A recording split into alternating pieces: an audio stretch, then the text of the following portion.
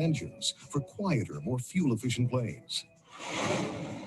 In the space program, high-performance computing helped to determine the root cause of the space shuttle tragedy and is helping to make future space travel safer. HPC provides insight and answers to some of our toughest problems. Genius, pure genius.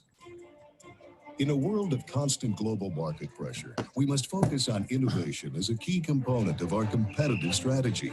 And high-performance computing is one of the best tools we have to drive the innovation process and raise our standard of living. We've only just scratched the surface. Kowalski, more data. In the oil and gas industry, high-end computing is required to process enormous amounts of seismic data, so Earth scientists can better interpret our underground geology and extract more oil for greater energy security. HPC is also critical to the development of high-efficiency, low-polluting energy alternatives, such as hydrogen fuel systems. In the auto industry, HPC simulations are used to increase safety, reduce emissions, create more durable tires, improve fuel economy and passenger comfort, and even to design faster NASCAR stock cars. High-performance computing is also driving the design and manufacturing of items we use every day. Companies are reducing the need for costly physical prototypes and bringing products to market faster, while consumers are getting higher quality, more appealing, and lower-cost products. Looking good, troops. Physicists use HPC to understand and exploit the spin of individual electrons in order to make more powerful semiconductors. Advances in spintronics could lead to consumer products like an MP3 player the size of a pack of gum, containing every song ever recorded. Skipper, pass the chips, please. One company even used sophisticated aerodynamic modeling to analyze the airflow of a Pringle. Pringles were literally flying off the manufacturing line, and HPC helped to solve the problem. Now that is one high-performing chip. Let's advance. What do we got? We take for granted having accurate weather forecasts. But did you know the extraordinary computational power that goes into creating these? Accurate forecasting of severe weather can mean the difference between life and death. And while they may not be right all the time, what the heck is this? Today, high-performance computers are allowing us to predict next week's weather on a global basis more accurately than the daily local forecast 30 years ago. Now this is more like it. You've heard the expression, swim like a fish. Researchers have modeled the dolphin kick used by champion swimmers. This new insight is helping to optimize the performance of top-level athletes. Can you keep a secret, my friends? Did you know that the United States Navy has used that research to enhance the performance of our elite forces? Of course not. It's just not natural. Humans shouldn't swim like dolphins. They should swim like penguins. Kowalski, stop. Beneath our cute and cuddly exterior is a kicking computing system. In the entertainment industry, HPC is enabling pure imagination to light up the screen like never before. From high-end visual effects to state-of-the-art CG animation, HPC has made an entire industry possible. Today, leading entertainment companies are using large compute clusters to empower their creative filmmakers. Creating high-quality CG animation can consume an extraordinary amount of processing power. Madagascar used more than 12 million CPU hours in the process of rendering. HPC is enabling films to be made today that were simply impossible to make even a few years ago. Thank you. Thank you very much. In medicine, high-performance computing is accelerating the discovery of new treatments for our most serious diseases. It has been used to perfect the design of a human heart pump the size of a AA battery and develop more effective cancer radiation therapy. HPC is providing new insights into how diseases like Alzheimer's systematically spread through the brain. Ever since scientists unraveled the mystery of the human genome, drug researchers have relied on HPC to sort through the millions of substances that could give the world its next breakthrough cure. It is even used to model the path of emerging epidemics through a city so that public health officials can stop the spread of potentially life-threatening illnesses. So to make sure it's all clear, Mr. Announcer, summarize. From medicine to consumer products, From energy to aerospace, HPC is accelerating breakthroughs to improve our lives and our competitiveness. The public and private sectors must continue to work together to harness the full potential of high-performance computing as an innovation enabler. High-performance computing is perhaps our most important weapon in remaining an economic superpower in the 21st century. The country that outcomputes will be the one that outcompetes. You are correct, sir. High-performance computing means high-performance business and high-performance lives. High five, low five, down low, too slow. Our work here is done, boys. HPC mission accomplished.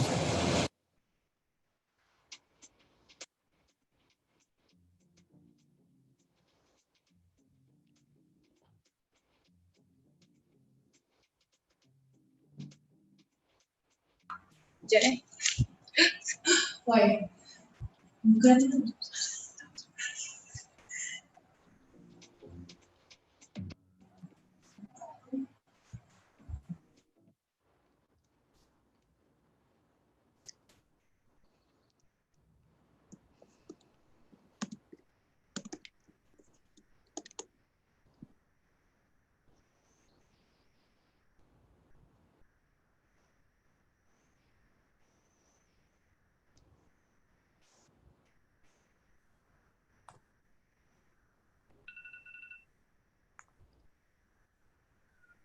Oh, okay.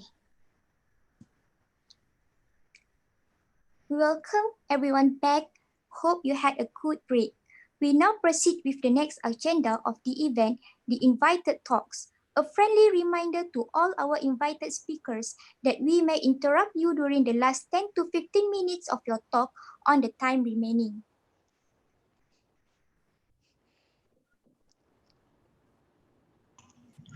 Ladies and gentlemen, allow me to introduce our first keynote speaker, Dr. Tan Tin Wee. Dr. Tan is an associate professor at the Department of Biochemistry, National University of Singapore and US, and is the founding and chief executive officer of the National Supercomputing Center, NSCC, Singapore. He is well known in the bioinformatics field, having been a pioneering founder in Singapore and in the Asia-Pacific region, as well as in the field of advanced internet networking. As the inventor and founder of Multilingual Internationalized Domain Names, IDN, and a pioneer of internet, he was inducted into the inaugural Internet Hall of Fame by the Internet Society in 2012, together with the founding fathers of the internet. Furthermore, he has spun off a number of companies such as a TechNet unit into Pacific Internet Incorporation in 1995. He currently serves as a board director of Keppel Data Center, Singapore. He is also a subcommittee focal point of the ASEAN Committee on Science and Technology, or COST in short, where he received the ASEAN Science and Technology Meritorious Service Award in 2008. Without further ado, I would like to welcome Associate Professor Dr. Tan Tin Wee to deliver his keynote. Thank you very much. Hello, everyone. My name is Tan Tin Wee, and I come from the National University of Singapore. Very good afternoon to all of you. Thank you for joining us in this session. A few minutes ago, you just watched a video clip, and I hope you enjoyed it. I certainly did. I always enjoy watching that video clip because it's so entertaining, and it encapsulates exactly what needs to be done regarding the competitive advantage that we need to get, that we need to attain in order to outcompete by using high performance computing to outcompute.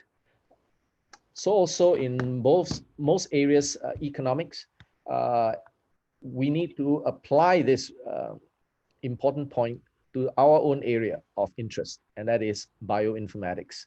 And therefore today, I'm very pleased to be able to have this opportunity in thanking the organizers of this event to talk to you about bioinformatics and high performance computing.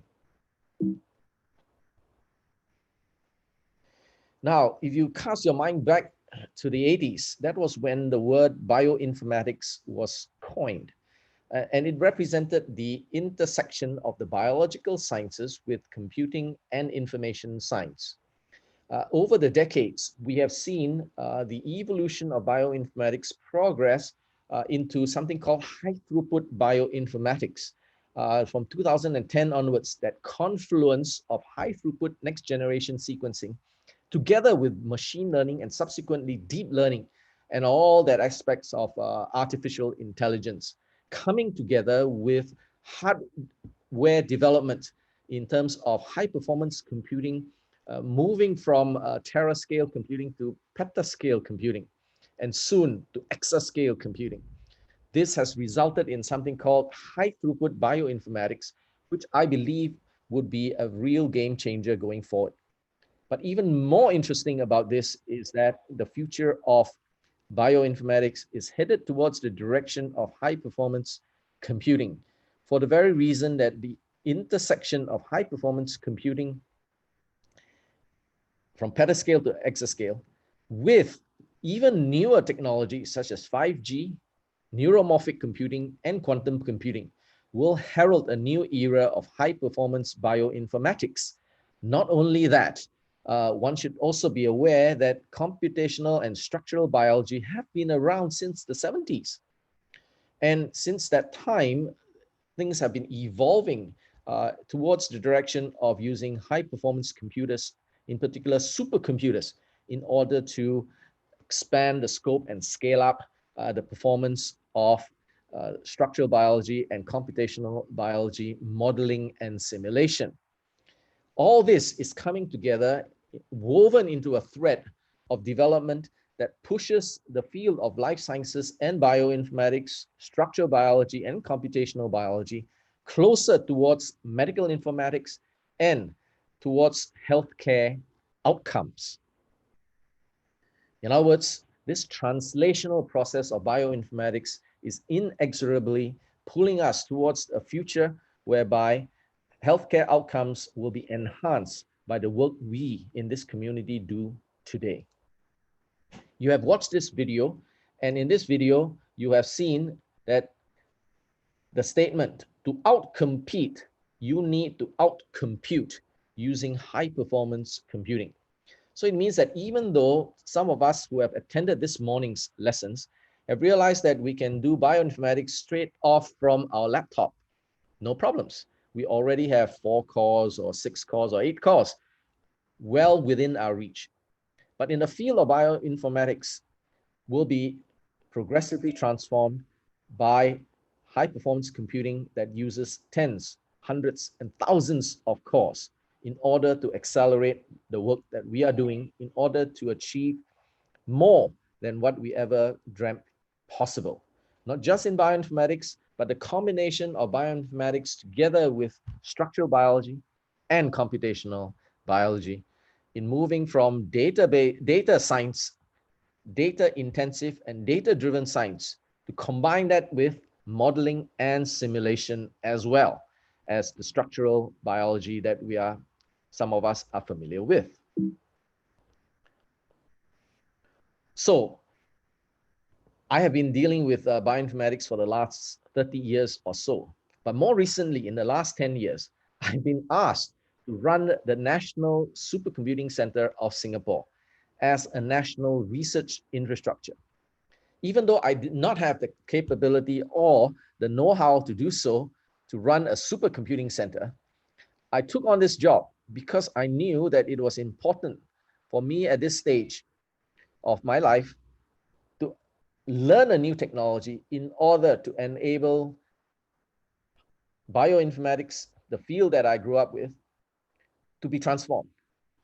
In running the national research infrastructure called NSCC in Singapore, which reports to the National Research Foundation, which is under the Prime Minister's office, the National Supercomputing of Singapore, hosted in the Agency for Science, Technology and Research, essentially is tasked to democratize access to supercomputing in order to support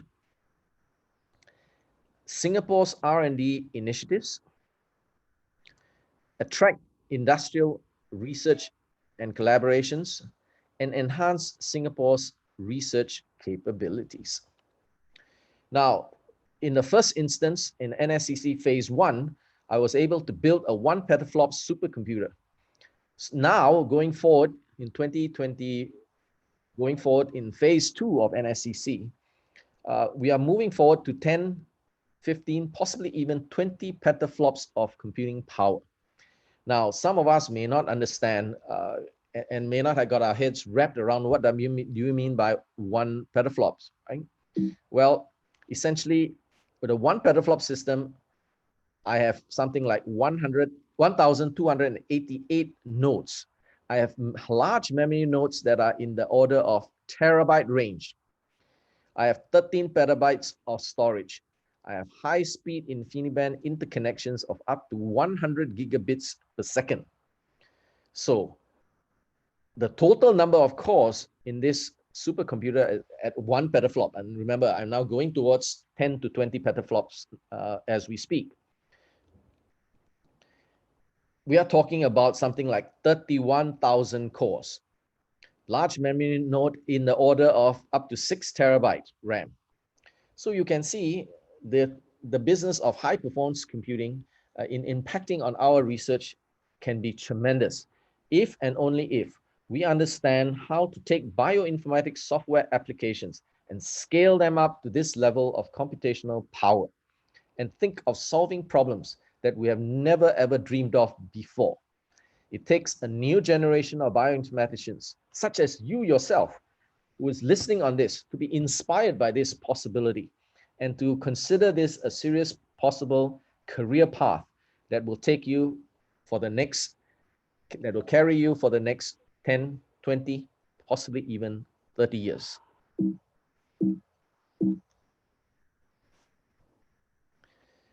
In supporting our national AI strategy, NSCC that I'm now currently in charge of has already launched 6 DGX clusters of advanced V100 and now GPUs, which are known as very useful platforms for encouraging our users to shift from machine learning into deep learning. And later on, I hope I will have time to be able to give you a real live example of my student, whom I co-supervised together with Professor Kenneth Ban, who gave the tutorial this morning, to share with you how we actually translated high performance computing and applied that into transformative outcomes in bioinformatics PhD projects.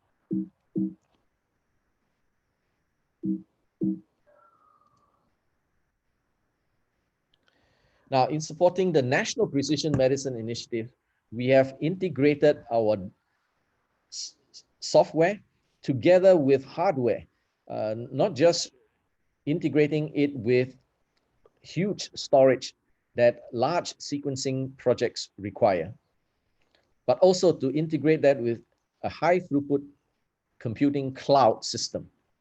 And in this regard, I thank and acknowledge the tremendous help and leadership that Professor Kenneth Ban has given to us.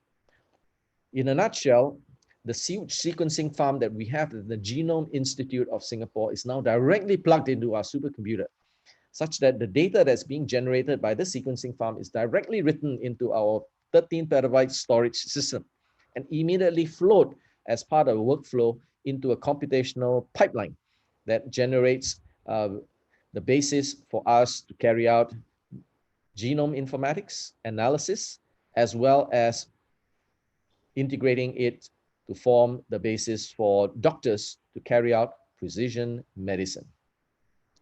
This process of streaming the data from our sequencing farm, depicted here, is linked 2 kilometers through a dark fiber optic link directly into our storage system. The reason why we can do that is because we are progressively building a Singapore research platform that is an InfiniBand interconnection using fiber optic cable to interlink all the various locations in Singapore that produce large volumes of data. And this national computational fabric will be plugged directly into our high-performance supercomputer going forward from 1 petaflop to 10 to possibly even 20 petaflops. This high bandwidth and low latency network is carried out in collaboration with our own national research education network called the Singapore Advanced Research Education Network, SINGA-REN. Now, to carry out research within Singapore is not sufficient. As a result, we have also budgeted within our funding to ensure that Singapore is directly plugged into the global network.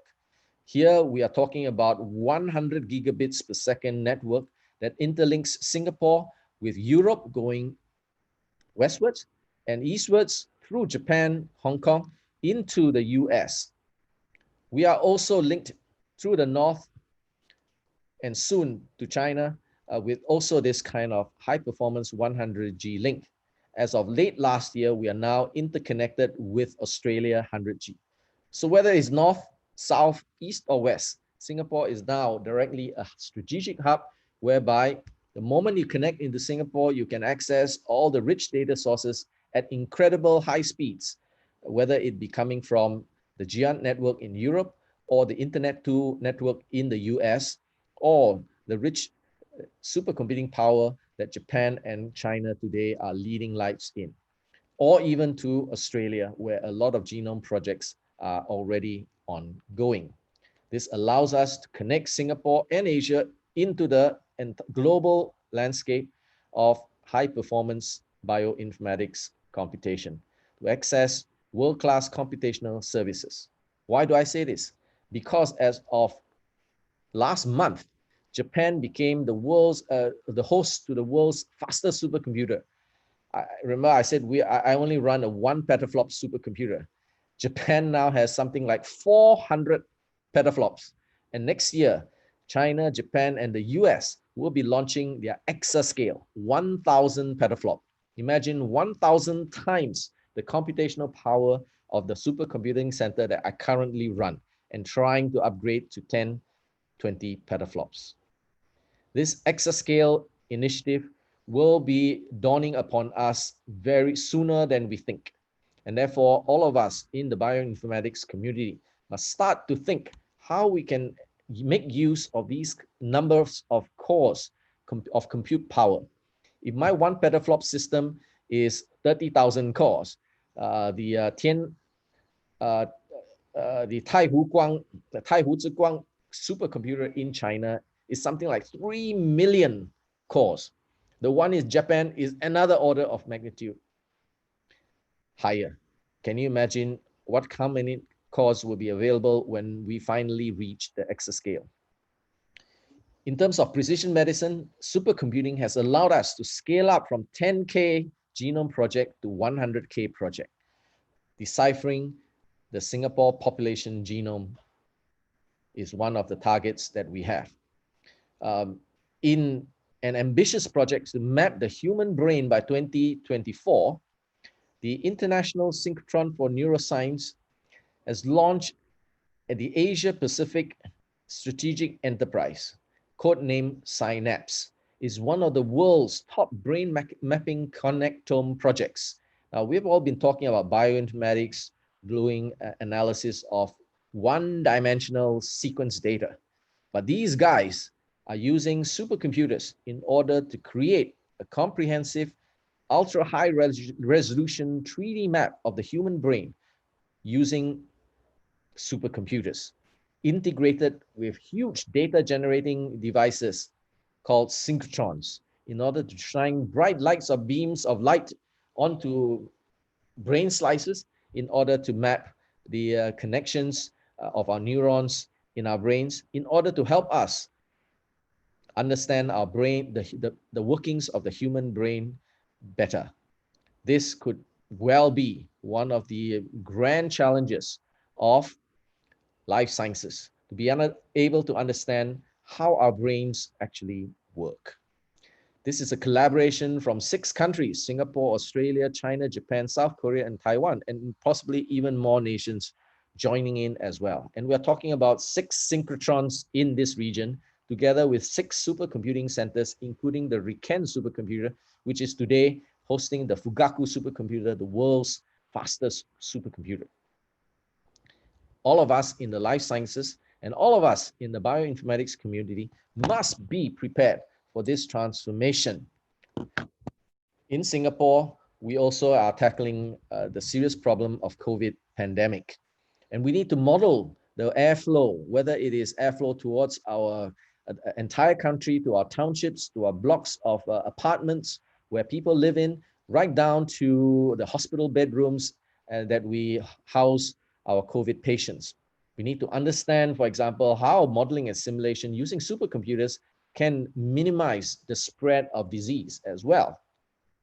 In terms of urban planning too, global warming and so on, we need to understand how global warming is interconnected with the dengue epidemic that currently is plaguing Singapore as we speak. As we tackle COVID-19 infections, we are also grappling with dengue infections as well. So can this be integrated with bioinformatics, genome informatics, and medical informatics? This question will have to be answered by today's generation of bioinformaticians, as well as you, the future of bioinformatics going forward. So each of you in this audience, you young people, will carry the torch that we leave behind to you. Been in this business for 30 years, maybe it's time for me to hand over the baton to the next generation of younger, more energetic, and highly talented bioinformatics students, professionals like you in the audience. In terms of healthcare, the application of bioinformatics and modeling and simulation has already reached our Eye Research Institute in Singapore, SERI or SERI. And they are already carrying out genome-wide association studies for age-related eye diseases. As you may know, Singapore is the world's capital of myopia. Every other person and more are suffering from short-sightedness. As a result, this long-sighted view of ensuring that Singapore can have the competitive advantage going forward to outcompute in order to outcompete, to remain relevant in the global scientific community is something that each of us in our respective countries should consider as something that we need to implement and take very seriously. Making cancer diagnosis faster, more accurate, and more affordable. Partnering with startup companies like Curative, we have been able to help them do natural language processing with AI techniques as well, in order to help our doctors better get to faster to a diagnosis as soon as they can. Beyond the Genome 100K project, we also have a participation in the Genome Asia 100K project, which is run out of NTU by Professor Schuster, Stefan Schuster of the Genome Asia 100K project. And we've been seminal in helping them integrate data coming out of India's MedGenome and Korea's Macrogen, including Gavan's data coming out from Gavan's Institute, as well as the Genentech company in USA. So these high-speed networks combined with peptascale storage systems, high I/O speeds, together with high-performance computing can really become transformative in whatever we do in the bioinformatics community. Now, Supercomputing Asia is one of the conferences that I hope you also consider. It's coming up in March next year. More information will be available.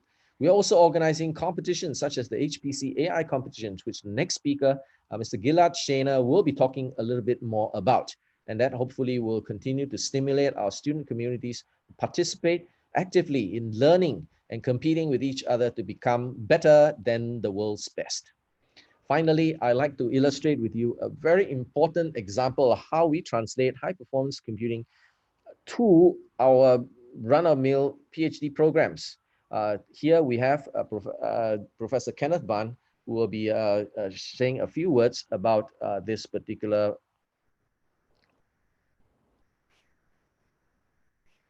aspects of research that we are carrying out. Kenneth? Yes, I'm here. Sorry, do you have the slides? Yes, I'm sharing the screen right now. Now, share. Thank you. Let me have full screen now.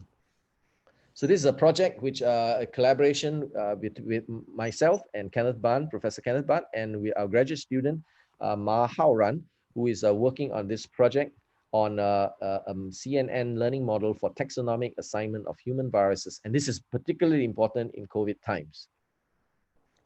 Kenneth, please. Yeah, so as you know that now the cost of sequencing has come down. Oops, sorry. Previous slide. Sorry. How do I advance it? Yes. Okay, all right. So, and this one has led to many use cases where you can rapidly identify unknown pathogens. But there's still challenges in the sense that a lot of these viruses that are coming out are emergent viruses, unfortunately, because of these practices of eating wildlife animals. And the crossing of different species causes emergence of diverse novel species, and that can be quite hard to detect. And speed is of the essence of identifying whether there's a threat that would give policymakers increased time lead to the changes. So for taxonomy assignment on divergent species, this is a key step, and a lot of them rely on either Kmer techniques or alignment techniques. But we thought that at NSCC, we have tremendous resources of AI machines. So we tried to see whether deep learning approaches could be able to learn some different features that are not visible to us that could identify viruses, new viruses that were unseen in our reference data set. Next slide. And we also wanted to improve the interpretability of these results by seeing whether we can train a neural network to recognize different regions. So typically a liner will map to a certain region and then we can calculate the coverage. However, typically deep learning approaches will just tell you whether a sequence belongs to a virus and that's it. But we wanted to extend it so that we can also give some indication of how many of the sequences cover a particular genome, giving greater confidence in the call. Next slide. All right, so this, I won't go into details, but Ma Hao Ran has been trying different architectures, and there's something that came out with where we can train a network that can optimize on two things. So the first task is actually trying to assign the taxonomy, secondly to detect the coverage. Next slide.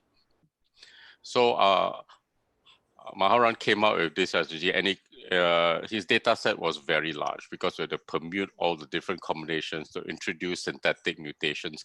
So we can get a network to learn features and not overfit the thing. So it could be generalized to new problems. Next slide.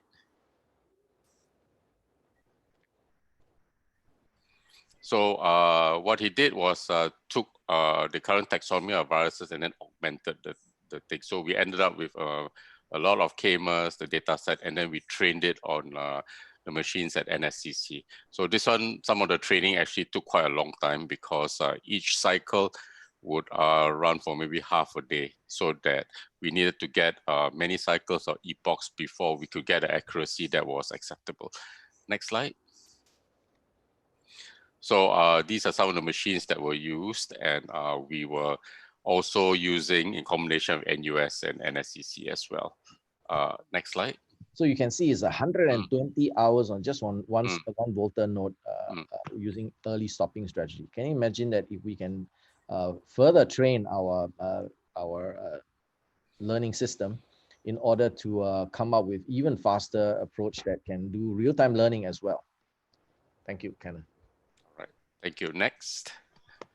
All right, so I won't go through the so much of the benchmarking, but suffice to say that the benchmarking, oops, sorry, that was fast.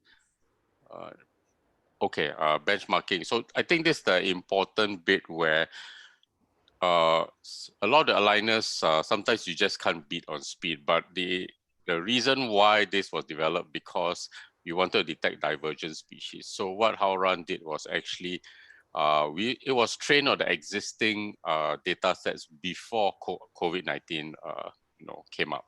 So after that, we did not retrain the model. So we see whether it can generalize and detect it out of sample. So here, when we took the RNA-seq data sets from COVID-19 and applied it to the model, I was able to generalize and actually pick up better than the other state-of-the-art techniques. So this is early days, but I think we want to prove that actually giving access more computational power allows us to think of different ways that allows us to detect new patterns down there. So it is not just traditional alignment. I think we can see more and more convergence between deep learning and, as Prof. Tan mentioned, maybe in the future, quantum computing that could really be the next breakthrough in finding patterns in the data set that will solve real world problems. Next slide. So just to show you that, previous slide. Yeah, so we can show that at least we could prioritize and detect the COVID-19 as most closely related to a SARS virus.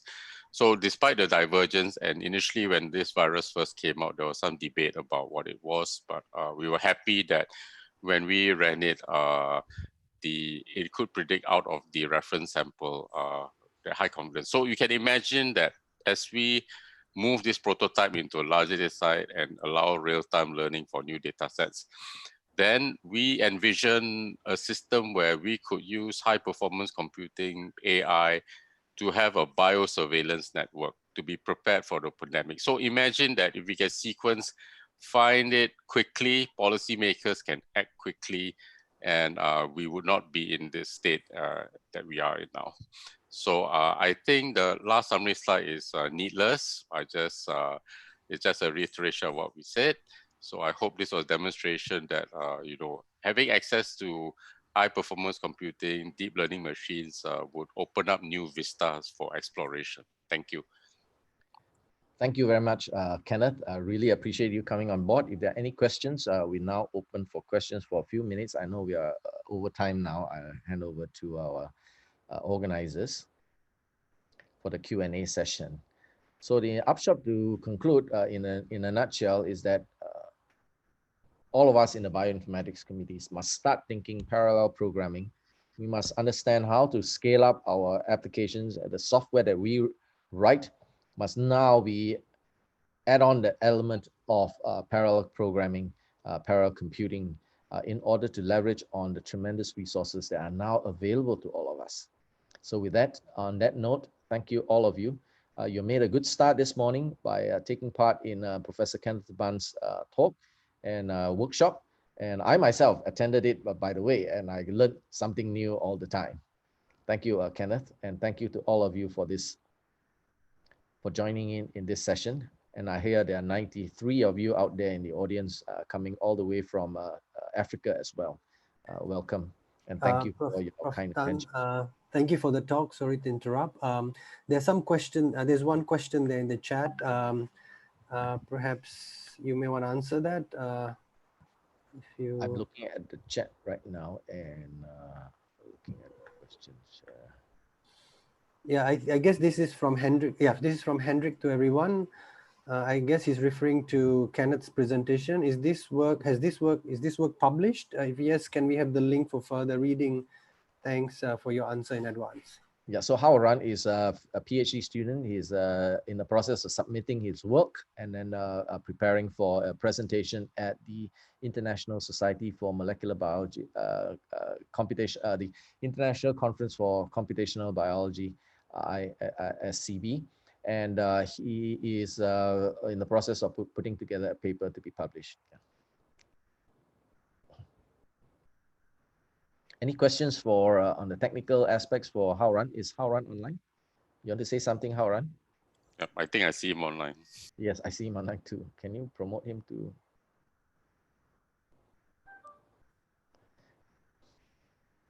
There's also a change in the schedule, right? I also see Gilad on board already. Ready to step yeah, in? so it's ready. So as before, what we mentioned is that feel free to there's contact on there, leave any questions to moderator, and we can follow up any questions online. So Prof. Tan has a great vision for NSCC, and I think the bigger vision is actually to build an ASEAN system. And that one is forthcoming. So I think when everybody's on board, we will move together. Yeah, this is correct, Kenneth. As we speak right now, there is something called the ASEAN HPC Task Force. It's collaborating with the EU Commission in order to find ways in which we can organize and coordinate activities throughout the whole of ASEAN countries. Kenneth Ban himself was on a trip to, was it Luxembourg? Late last week, I was at Barcelona Center. So I met a lot of delegates from Malaysia, from Indonesia, Vietnam. It was a great thing. I think everybody was on board. Supercomputing is not just for that, it's for predicting earthquakes. We're in the earthquake region, for disease modeling, for many things, and including bioinformatics. Right, I think Gilad Shainer is on board now. So let me end right now and thank all of you. Thank you so much for this opportunity to share with you my 30-year lifelong journey and more to come. Hopefully, if God gives me breath, I will continue to promote bioinformatics with HPC. Thank you. Bye. Okay. Prof. Tan, there are some questions in the chat. Feel free to just reply by typing. Then if Gilad is on board, maybe the MCs can introduce him. Thank you. Bye-bye. Yes. Okay, thank you, Associate Professor Dr. Tan Tin Wee. We have a surprise addition to our program with an important announcement. To do this honor, we are fortunate to have with us Mr. Gilad Shainer to share with us on his latest development.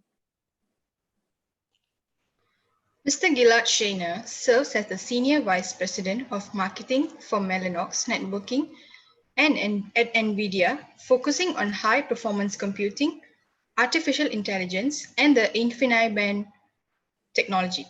Mr. Shainer joined Mellanox in 2001 as a designer engineer and later served in senior marketing management since 2005.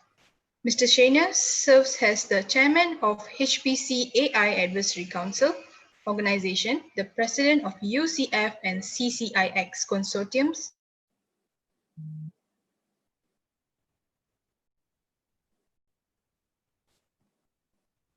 and PCIe specification. Mr. Shainer holds multiple patents in fields of high-speed networking. He is a recipient of 2005 to the Core Direct in Network Computing Technology and the 2019 R&D 100 Award for his contribution to the Unified Communication X UCX technology.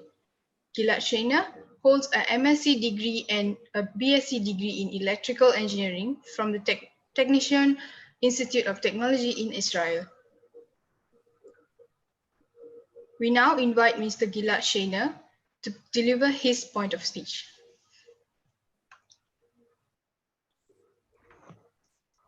Thank you very much. And I'm happy. Can you hear me? Yes, Gilad, we can hear you. Thank you for joining. Okay. Yeah. No, thank you very much. And sorry that I have issues with my camera. No worries. So unfortunately, I cannot turn it on. So apologizing for that. So thanks for having me today.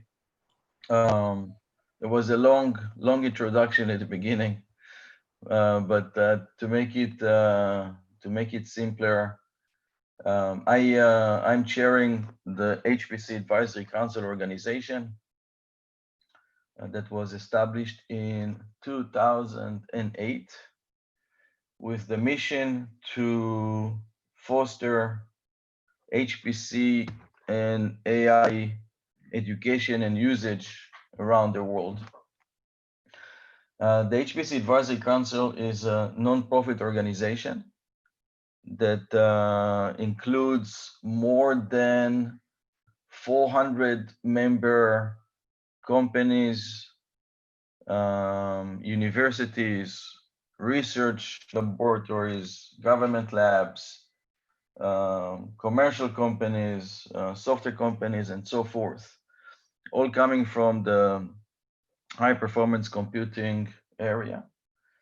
And joining forces together in order to build the next generation of HPC scientists, professionals, and help to develop the next generation of capabilities.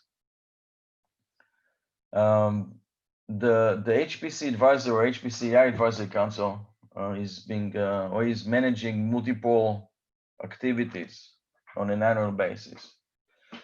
And I'll mention a few of those. First, the council is operating a small compute center.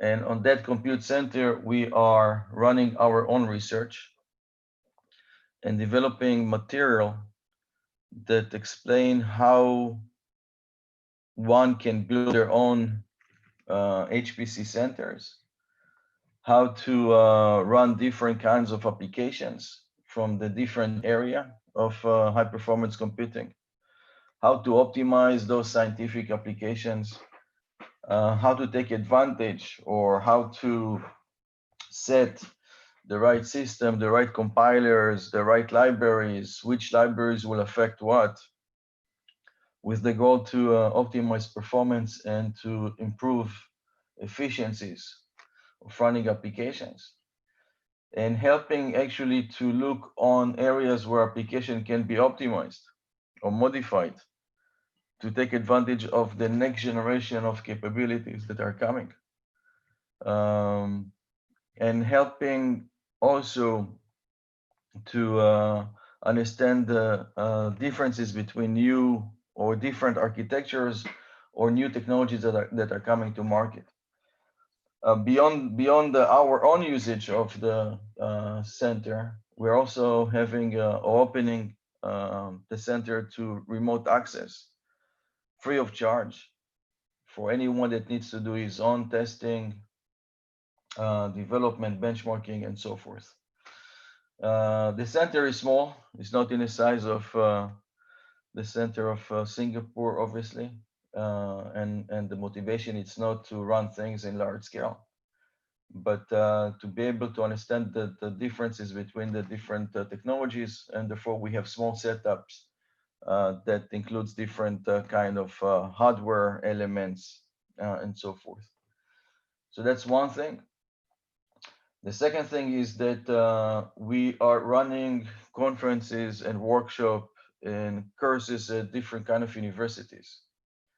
Those workshops or courses helps to bring more information about the development in the HPC and AI arena, develop of new technologies, usage of applications, results, research, and so forth. And the courses that we're running at multiple universities are courses that comes to help with understanding of programming language or programming capabilities for high performance computing and for artificial intelligence. We're running this week and next week a course around RDMA. RDMA is a technology that is being used today by leading or by all high performance computing centers. I would say by all applications via the communication frameworks and by the major hyperscale companies, the giant clouds, the giant Web 2 providers, and so forth. RDMA is a technology that enables to move data quickly and very efficiently between processes. And by using RDMA, one can dramatically improve performance of simulations and be able to increase the speed of the results. RDMA, it's not that difficult to use, but it's important to use.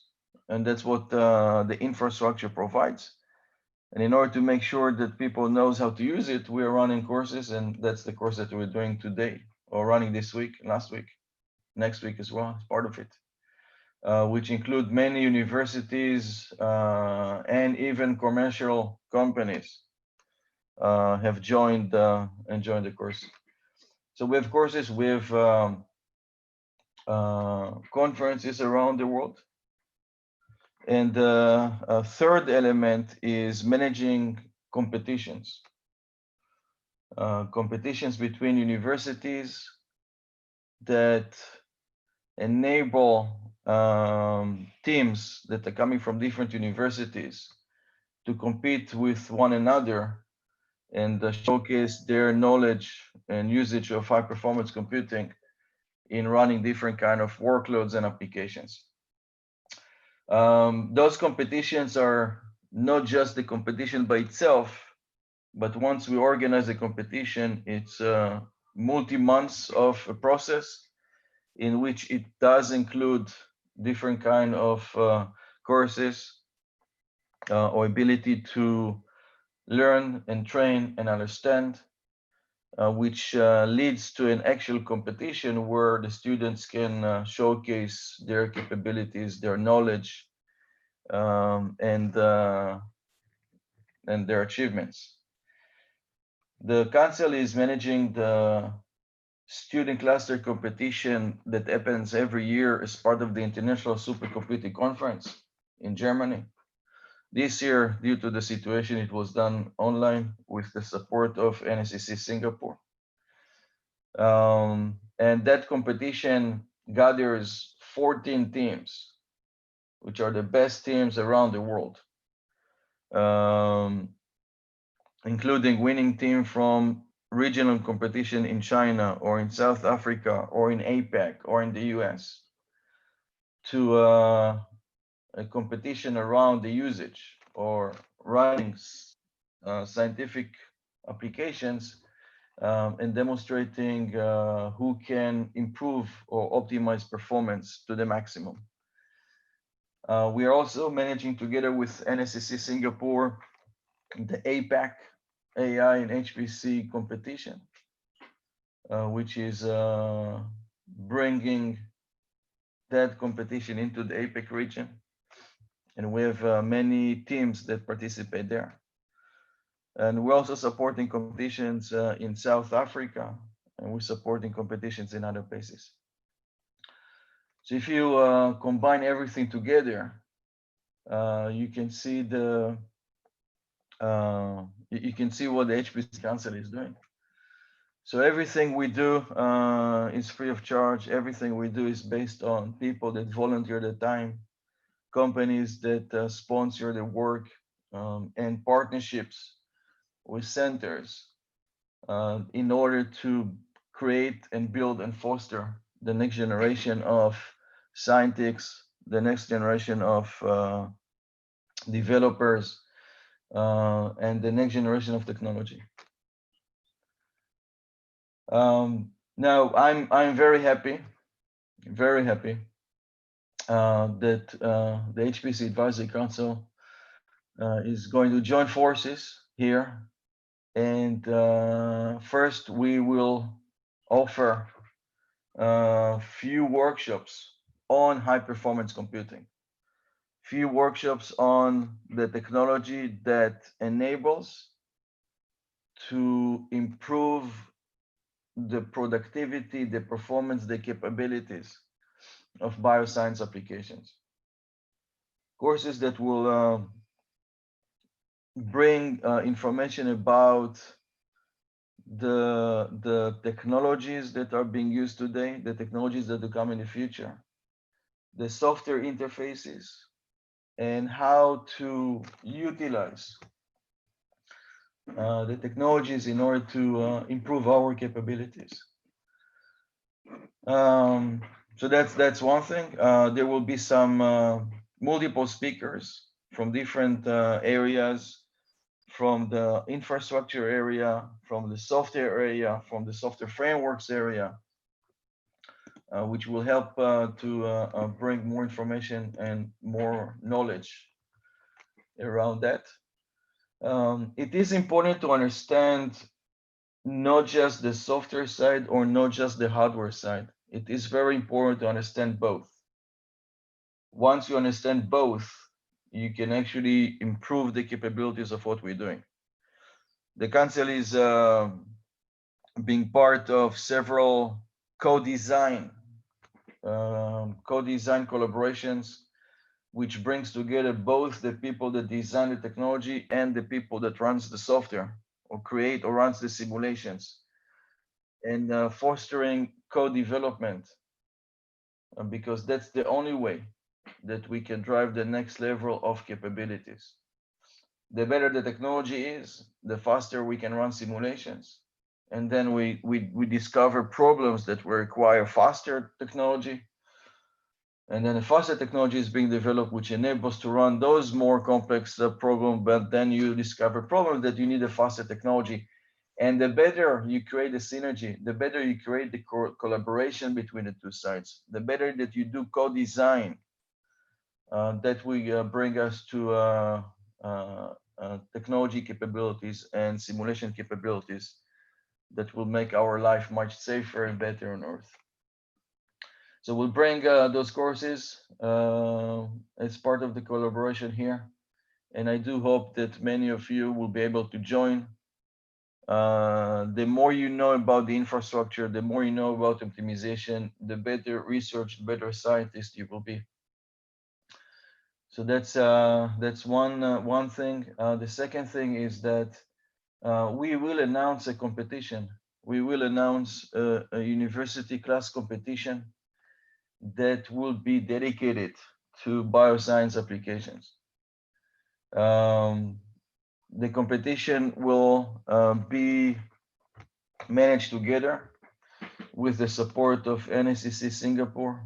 And I want to thank Prof. Tan for the collaboration between the organization, the strong collaboration between the organization that enable two competitions to utilize NSCC Singapore already, and several others to come.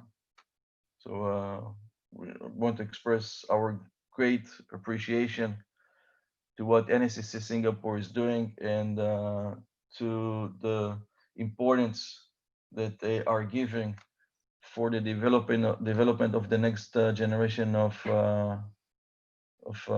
HPC. So we will announce a competition in the next conference during INCROB. The competition is going to last for several weeks with the full support of us, of the council. Before that, you will have the different courses that will enable you to better understand capabilities and technologies. And again, the competition will be focused on bioscience applications, obviously. And the final announcement, or the ceremony that will include the results of that competition, will be done during Asia Supercomputing Conference in Singapore, which will happen, I believe, around March of next year. So with that, I do want to encourage you first to join the council.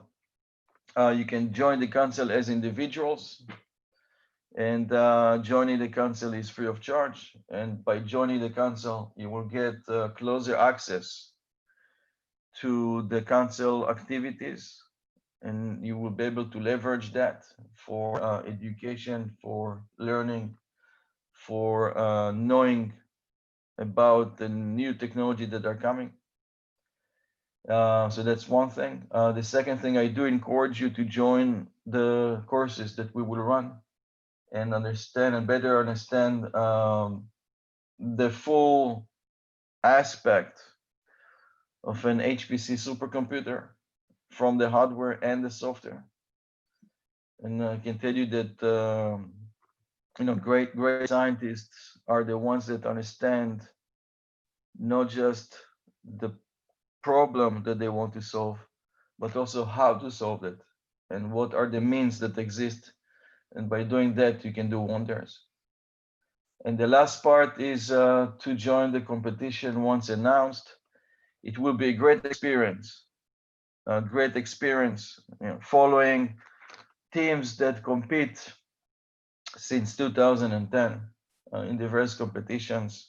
They gain a lot of experience, which help them in their future, either as scientists or researchers, or people working on enabling technology, or people going to any other company that use supercomputing power. So I do encourage you to to join the competition, and we'll make sure that you will have not just a great experience, but you will have also fun. So with that, if there are any questions, I'll be very happy to take. Right. Thank you, Gilad, and I do appreciate you coming in despite I think you're in a time zone where it may still be very early there. So thank you for the effort. And so we do have some questions. One of them is from Prashant asking, any work from home internship available at HPC AI? Yeah, it's a good question. One thing to note is that the council is a non-profit organization, and all the activities are based on people that volunteer their time or companies that sponsor specific activities and things of that sort. If there are folks that wants to help with the activities, quote unquote internship, it's definitely open. But as the council cannot pay for that, as everything is based on people that volunteer their time, then that will be the situation. But in any case, people that wants to get experience and participate in the activities and sort of internships that knowing that situation, we're welcoming people to do that. And everyone can also, for any inquiry, by the way, around options, you can send an email to info@HPC Advisory Council, and we'll be able to be happy to answer that. All right, thanks, Gilad. The other question was how to join council. I guess you've already answered that by providing the email, and I guess anybody could visit the website you just showed, and through the contact us links, they should be able to get in touch with the relevant. Yeah, exactly. If you go to the and thank you for showing the website. Appreciate that.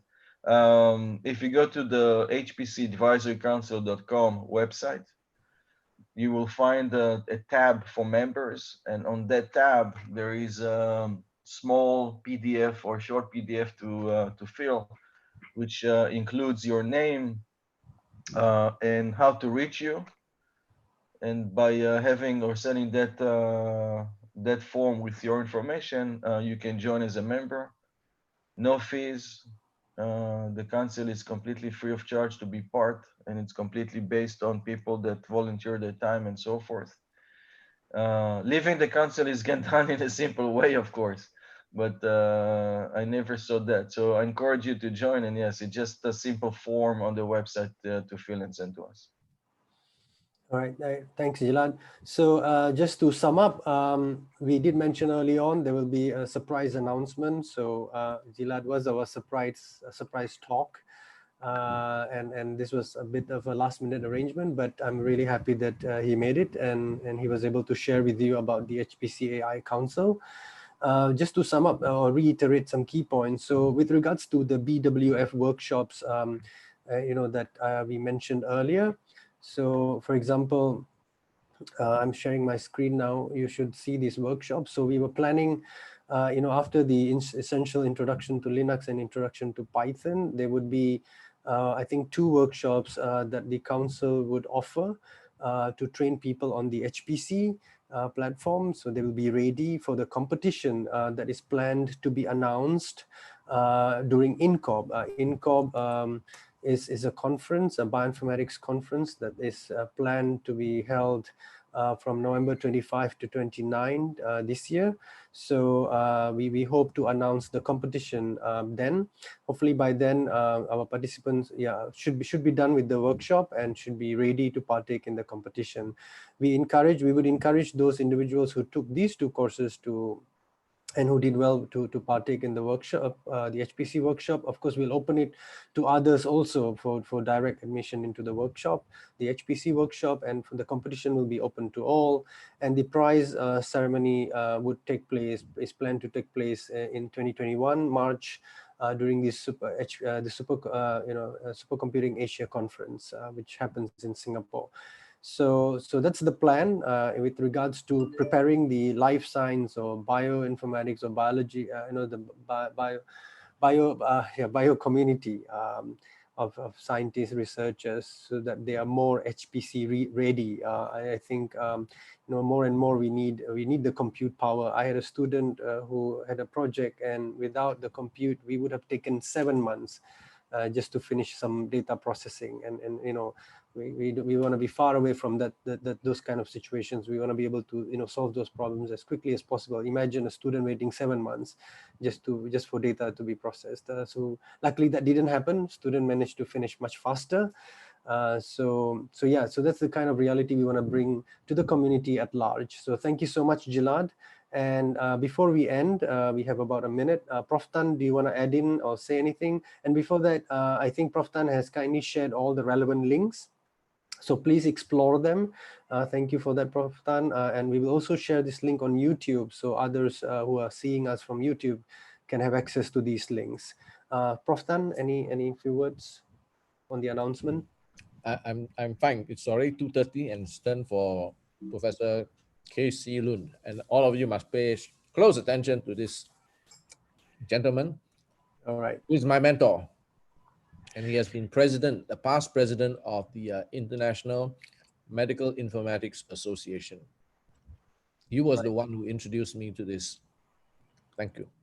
Thank you very much, Prof Tan. So I pass back to the MCs. Once again, thank you, Prof Tan. Thank you, Gilad, for joining us today. Zita and Farah, please take over. Thank you. Thank you, Mr. Gilad Shainer.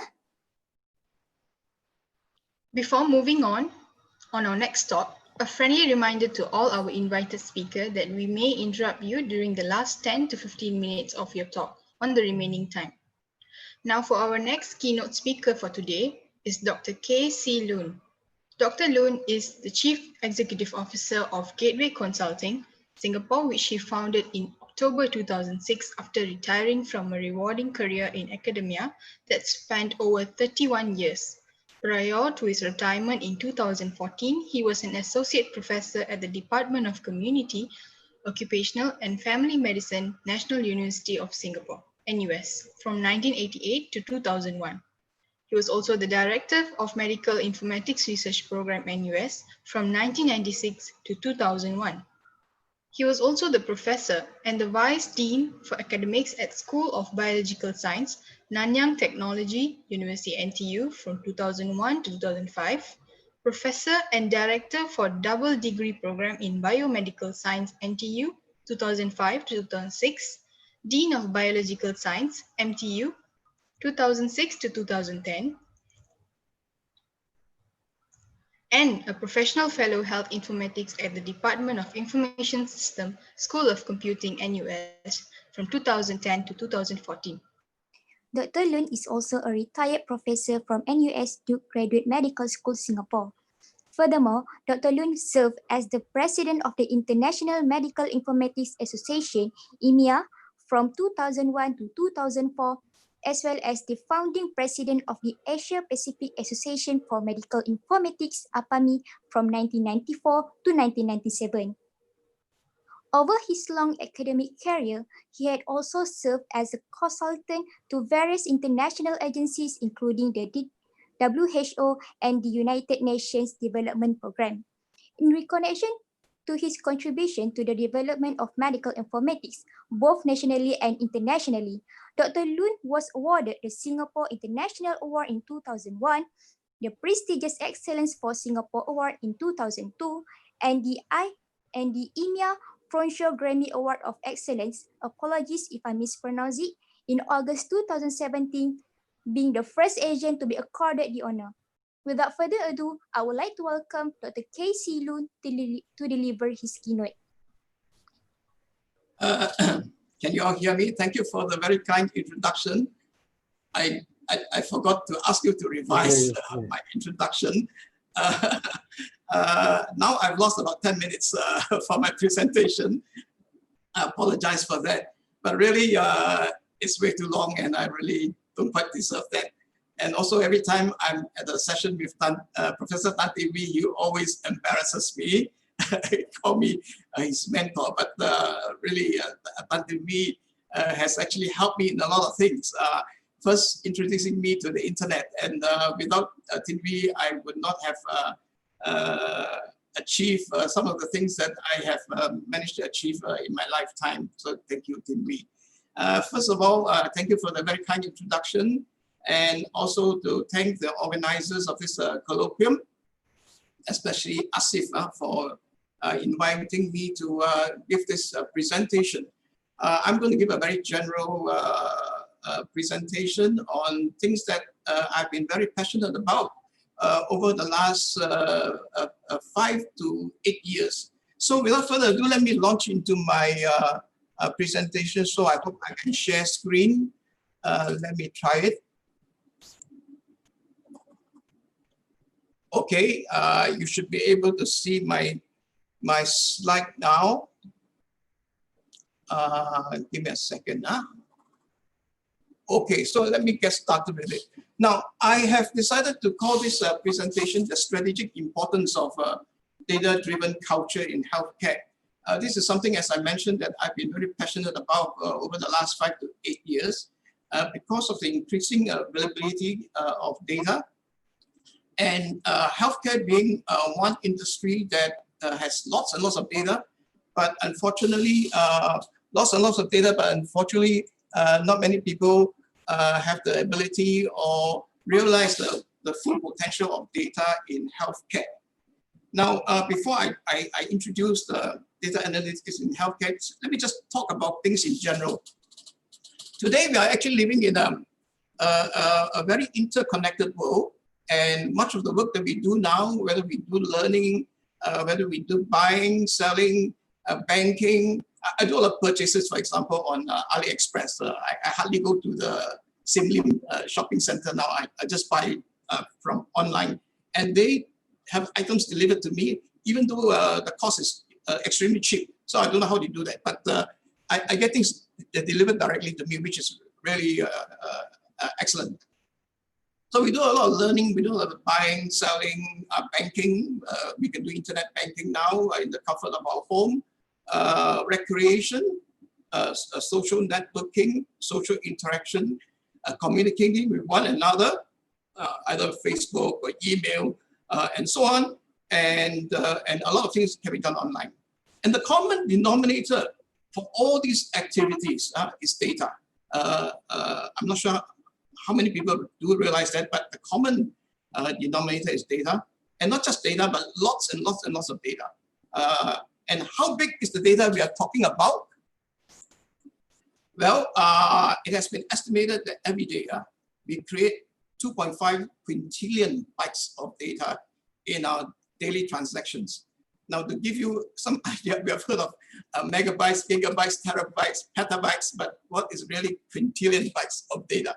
To give you some idea of how big quintillion is and how big 2.5 quintillion bytes of data is, let me just say that if we have 2.5 quintillion bytes of data and we put them into a Blu-ray disc, every day we are able to fill 10 million of this disc, 10 million of Blu-ray discs.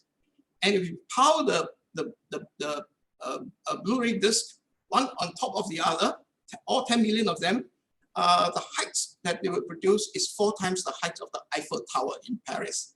So just to give you some idea of the amount of data that is being collected, being transacted in the world today. So with all this data, what do we do? Now, I got the inspiration for this presentation, Strategic Importance of Data-Driven Culture, from a very interesting article that I read in 2013 with this very catchy title. It's called The Datafication of Everything, Even Toilets. Now, these days, we are talking about Internet of Things. Your car is the Internet of Things. Your pen can be the Internet of Things, and so on. But even toilet seats can be an Internet of Things. So what exactly do we mean by Internet of Things and datafication of everything, including toilet seats? Do you know that today vendors are building smart toilets that collect data on the use and collect data not only on the use, but also on the users. Also unknown to you, when you use a toilet, the data is being captured. For example, a smart toilet will have a toilet roll holder that can notify the cleaner when the toilet paper is about to run out, so that the cleaner can then go and replenish the toilet roll, presumably using Bluetooth, for example. So you can actually, he can then replenish the toilet roll. A smart toilet can also count the number of flushes that can count the number of flushes for a given toilet, and that is actually a KPI on to what extent those toilets are being used. And sensors, thankfully, are not cameras, but sensors can detect the non-motion of falls. So if somebody goes into the toilet and for some while there's no motion at all, the sensor detected no motion activity, that could be an indication that this guy has fainted in the toilet, has fallen. And so he can be rescued. And timely rescue is very important, especially if you have suffered a heart attack, for example. So from the healthcare angle, even the toilet seat of the future can collect data. You sit on the toilet seat, it takes your weight. In future, I can imagine the toilet seat will have cuffs, and you put your arms into the cuffs, you can have your blood pressure taken. And even more advanced toilets in the future can actually analyze your liquid waste and your solid waste. So there's really no need for you to go to the polyclinic and give them a sample of your stools to determine occult blood, for example. So you'll find that today we hear of a lot of catchy phrases like data is the lifeblood of organization, data is the new currency, data is the new oil, and so on. And these have become cliches in today's corporate world. And to the extent that the term data scientist is the sexiest job in the world, has actually been accredited to data science. So somebody once mentioned that the sexiest job in the world today, or in the 21st century, is the data scientists. And there's actually some truth in this because today the data scientist is in great demand. If you just look at some of the things, for example, San Francisco-based online employment agency actually said that data scientists are amongst the most commonly advertised positions in the technology sector. And in most areas of the modern economy, mathematics and statistics have never been more important than today, when data science is so prominent and data scientists are in so much demand. And of course, it's not just data science alone. If you're not careful, AI and robotics are fast catching up on data science as the world becomes more and more digital. So as I mentioned, I got the inspiration for this talk when I came across an article not so long ago, published in The Economist. The Economist is a very pretty popular financial publication, and the Economic Intelligence Unit, or the ECU, in the Economist actually did a survey on 530 senior executives from around the world, not just healthcare executives, but executives in the financial sector, in the banking sector, in the educational sector, and so on. And the result that that came out in this report were not surprising. The successful companies are the ones that have found that the promotion of data sharing has helped to generate a data-driven culture in the organization, and practicing data-driven culture has enabled them to be internationally competitive and making money in the long run. Now, I don't have time to go through all these results. If you want to, you can actually search the net for this article. And let me just say that the results are extremely interesting. Obviously, extolling the merits of using data and having a data-driven culture within the organization. Okay, Now, why is data important to organizations? Well, that's because organizations need to run, need data to run its administrative, its financial, and its client service operations. And a healthcare institution is no different from that. They need data to run the same thing. And they need the data for business operations, for performance evaluation, and more importantly, for streamlining work processes. And so forward-looking companies are those that are able to see the economic benefits of data and leverage on those data to succeed financially, to succeed operationally.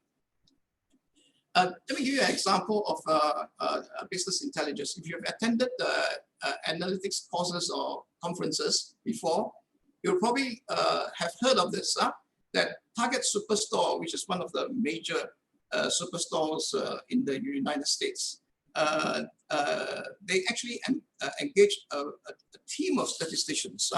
And these statisticians work on the customer data that Target has.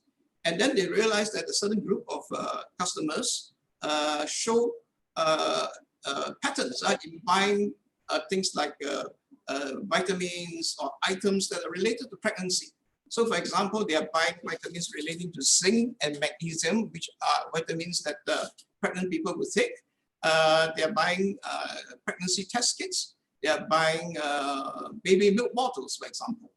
And so they actually were able to use statistical techniques, logistic regression, to actually profile this group of people based on the predictive factors like whether they buy pregnancy vitamins, whether they buy pregnancy test kit, and so on and so forth. And put the data into an equation, logistic regression equation, and come up with the probability that this female customer is likely to be pregnant. And then they shortlisted those that have a very high probabilities, and then they targeted these people. And the way they do it was very smart. They don't blatantly target the customers, because if they do that, the customers will be very angry because they know that they are being followed or being targeted. So they disguise the flyers, the coupons with things like, for example, if they want to target the sale of baby milk bottles, then next to it, they would sell wines, like wine bottles and wines, instead of targeting baby prams or cots. They have beds for adults and so on, so that the person receiving this flyer will not suspect that they're being targeted.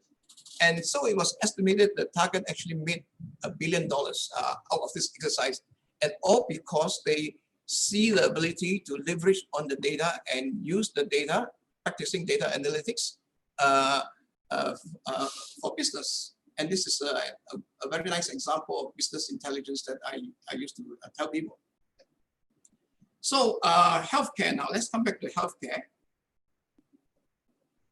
I mentioned that healthcare is a very data intensive industry because data are collected every day relating to patient histories, treatments, outcomes, lab investigations, even radiologic examinations like x-rays, MRIs, they're all digitized. And so you can actually analyze the data. Pharmaceutical supplies, etc., etc., etc. So much so that we call this phenomenon a healthcare data tsunami. A healthcare data tsunami is one of the most data intensive industries in terms of volume, velocity, and variety.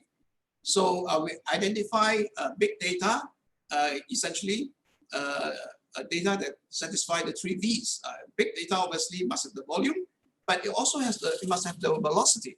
Velocity means that okay, today I see this setup. I'm operating a polyclinic or operating a GP clinic. Today I see this group of patients, but tomorrow another new set will come. The day after tomorrow another new set will come. So my data will keep coming and keep piling, and so that's the velocity. The variety is that if you are into healthcare, you know that there are hundreds, if not thousands, of lab tests, thousands of disease to be coded, hundreds of protocols for operations, and so on and so forth. So healthcare has a lot of variety. and therefore it satisfies this 3B criteria to be considered big data. And people think that if you don't do something about it, this data crunch will get increasingly serious in the coming years. How serious? Well, if you look at the magnitude of healthcare data today, in 2013, it was estimated that the healthcare amount of the volume of healthcare data was 153 exabytes. And people estimated that by this year, this 103 exabytes in 2013 will grow to 2,314 exabytes. And at this moment in 2020, if you look at the storage capacity of that we have in the world today, that storage capacity is only 955 exabytes. So we have a very big problem here in terms of storing the data, and it just goes to highlight the massive amount of data that we are actually collecting just in healthcare alone. So now with all this data in healthcare, what can we do with it? What can we do with this data in healthcare? So now I'm going to show you some instances of leveraging on data in healthcare. One is to work on serious drug effects. So for example, some years ago, Kaiser Permanente, which is a big healthcare group in the United States, and they have a patient database of, I think, several million. Somewhere here, they have a database of several million patients. And Kaiser Permanente, the doctors there noticed that when they're in Kaiser Permanente, they treat the patients with arthritis using a drug called Vioxx, so you can see on the screen here. But some years ago, the Kaiser Permanente doctors noticed that those who are given long-term treatment of Vioxx for arthritis subsequently develop heart attacks. So they suspect that there's a link between Vioxx and heart attacks.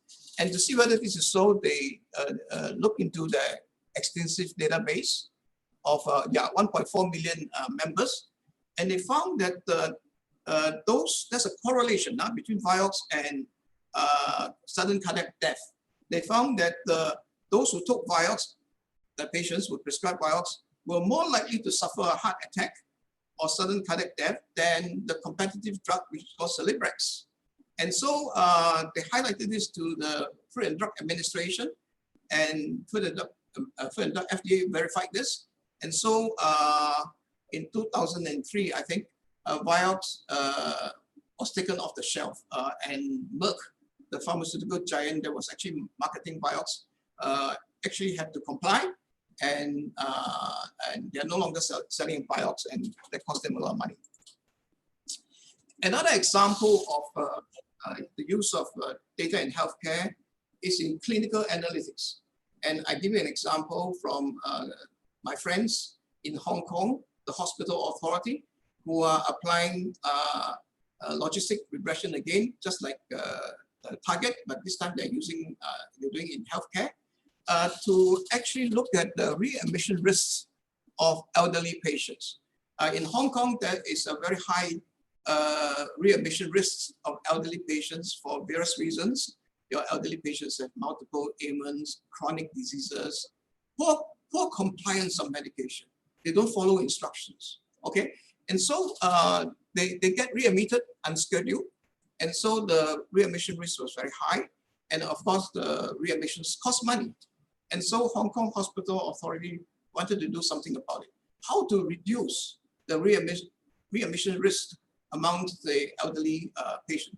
So they looked at the discharge data of elderly patients, and they shortlisted a group of variables, 14 to be exact, 14 predictors, something, and this includes social demographics data, utilization of healthcare facilities in the past 1 year, comorbidity, what other diseases they have, and type of index episode and so on. And he threw this into the logistic regression model and came out with a percentage.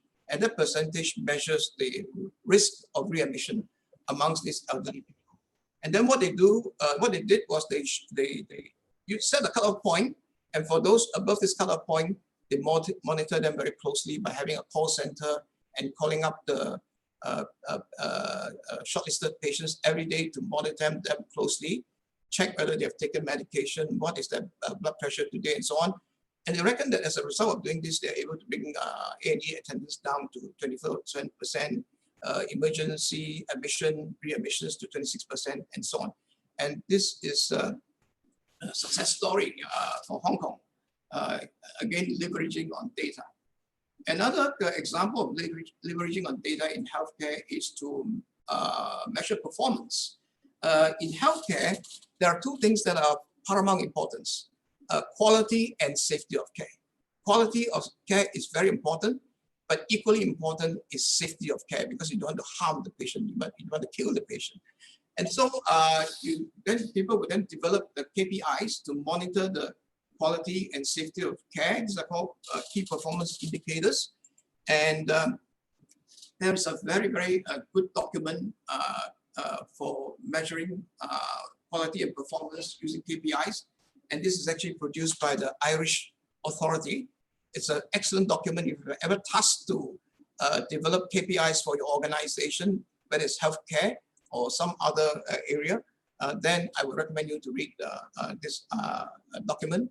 Again, it's freely available on the internet. Okay, and so you develop KPIs to measure performance. And once you have these indicators, then you want to report it to your management. Now, I can tell you that the management in most of the healthcare organizations, they don't like to see numbers. They don't like to see means and standard deviation and percentiles. They like the data to be visualized. Okay, they like data to be visualized. So in recent years, there has been a development in, or rather, a lot of vendors have come into this industry to develop dashboards for the healthcare industry. And these dashboards for the healthcare industry are then used by the CEO. So the CEO, when he reports to the office, opens his door, switches on his computer, and boom, on the screen will be the dashboards which give him in one screen the real estate, how the things are doing in his organization, what percentage of beds are currently being utilized, what is the current number of doctors, and so on and so forth. So these are dashboards. So, and lastly, in fact, I just finished a course on data analytics just about 2 hours ago. So I'm actually very tired physically. And I was talking about this sentiment analysis. Increasingly, people are interested in evaluating patients for patient satisfaction. The patient, upon discharge from the facility, would then say, are you happy with the treatment? The waiting time, was it okay? And so on. So they do patient evaluation. And most of the patient evaluations that I see are just ticking off boxes, multiple choice, and so on. They're not discriminatory enough. You want to hear the views of the patients, not just to tick the boxes, okay? And so you want the patients to actually write down how they feel about the services, how they feel about the meals, how they feel about the doctors attending and the nurses and so on. And so in recent years, there is a lot of interest in doing sentiment analysis in healthcare, sentiment analysis. So what exactly is sentiment analysis? Sentiment analysis is to really find out the opinions of people about certain things that will influence attitude, action, and behavior. This morning, I was telling my students, I said, a good example of sentiment analysis is I want to buy a new mobile phone, and I'm actively looking at the Huawei P40. Now, the Huawei P40 is excellent, especially if you want to use 5G, but it doesn't run Google. So I want to hear reviews from people. What is it like to actually have a mobile phone that is excellent for 5G networking, but Google is missing? And so you would then go to the web and then read about these interviews. And this is unconsciously, you're actually doing sentiment analysis. And we do this all the time when we buy a new mobile phone, or we plan for a vacation, or we sign up for a course. You want to sign up for a course? Well, is it a good course? Who is teaching? Do you learn anything? And so on. So our decision-making process is influenced by the opinions of other people, especially the authoritative one. And these are usually found on social media. Now, here's a good example of the use of sentiment analysis. Let me just quickly go to this because I'm running out of time. This is an example of how sentiment analysis is actually used in the United States in the Department of Defense. They have engaged a firm called Centimetrics, and the work of Centimetrics is to monitor the blog posts, the Facebook posting, the Twitter postings of soldiers returning from active service in Afghanistan and Iraq and so on. And they monitor them for what we call very loud words, words that actually hints that they are going to have PTSD, post-traumatic stress disorder. Okay, and post-traumatic stress disorder, if they're not properly managed, once you have full-blown PTSD, then the consequences can be unthinkable. The soldiers can just go to the mall and shoot people, or go to the schools and shoot people. And so they actually have a company, the US Department of Defense have a company to monitor this post. And if they see signs of PTSD, they would then call up these people and monitor them before they get full-blown PTSD. So they look for signs for anxiety, for depression, and other traits that are associated and so on. I hope I can have another 5 minutes. Asif, can I have another 5 minutes? Asif is not there. Okay, whoever is monitoring, please let me go for another 5 minutes. So I want to finish off by talking about what it takes to foster a data-driven culture. To foster a data-driven culture, you cannot just rely on a few data specialists in your hospital. You need to educate all your staff, the rank and file from top management to the guy in the front line on the power of data, and to encourage them to generate and use not just data, but good quality data. Make sure that they collect good quality data and be able to leverage that on them. And this data, once collected, should not be locked up in data silos, but they should be shared within the organization, and if possible, shared with others, all right, so that the people can benefit from the data. So in order to do that, all healthcare organizations, in order to practice data-driven culture, should have in place good data governance. And what does it take to have good data governance? Well, first of all, you must establish and enforce policies related to data. You must define the data you collect, because different people have different perceptions of what these data are. So in order to make sure that there's consistency, you must have a good data dictionary to make sure that the data is defined and therefore the quality is preserved.